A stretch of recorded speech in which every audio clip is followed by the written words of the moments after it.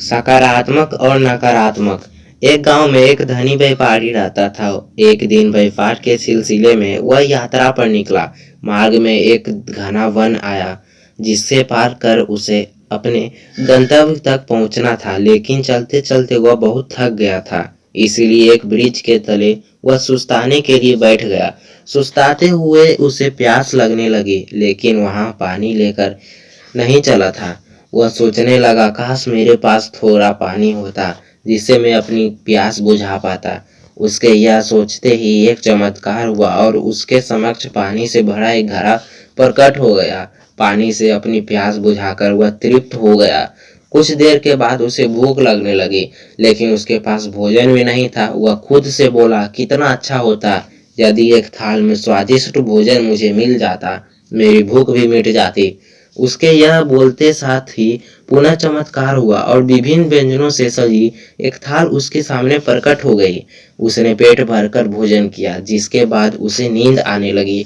वह मन ही मन में बुदबुदाया, मैं इस पथरीली जमीन पर कैसे सोऊंगा, काश यहाँ एक नरम बिस्तर होती। पलक झपकाते ही उसके सामने एक आरामदायक बिस्तर प्रकट हो गई। वह उस बिस्तर पर लेट गया। उसे महसूस होने लगा कि मानो वह स्वर्ग में है, जहाँ एक के बाद एक उसकी समस्त कामनाएं पूर्ण होती जा रही है। वह अनिभिज्ञ था कि जिस वृक्ष के नीचे वह लेटा हुआ है वह कोई साधारण वृक्ष नहीं है, बल्कि एक कल्प वृक्ष है जिसमें सभी इच्छाएं को पूर्ति करने की शक्ति है। बिस्तर पर लेटे लेटे उसके अचानक दिमाग में ख्याल आया कि वह वन तो कई प्रकार के जंगली जानवरों से भरा हुआ होगा जो किसी भी क्षण वहां आ सकते हैं।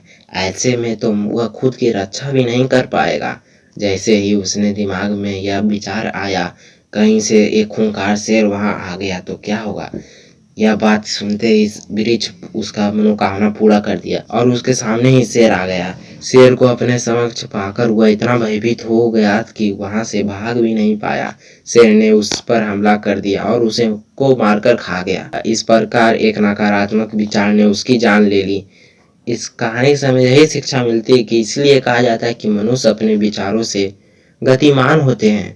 सकारात्मक विचार सर्वदा सकारात्मक परिणाम की ओर ले जाते हैं। इसीलिए हमें हमेशा सकारात्मक सोच रखनी चाहिए। जीवन में सफलता प्राप्ति के लिए सदा सकारात्मक सोच के साथ आगे बढ़ें। तो फ्रेंड्स, आपको ये कहानी अच्छा लगा तो मेरे चैनल को सब्सक्राइब कीजिए और वीडियो को लाइक कीजिए। तो मिलते हैं किसी नए वीडियो में किसी नए कहानी के साथ।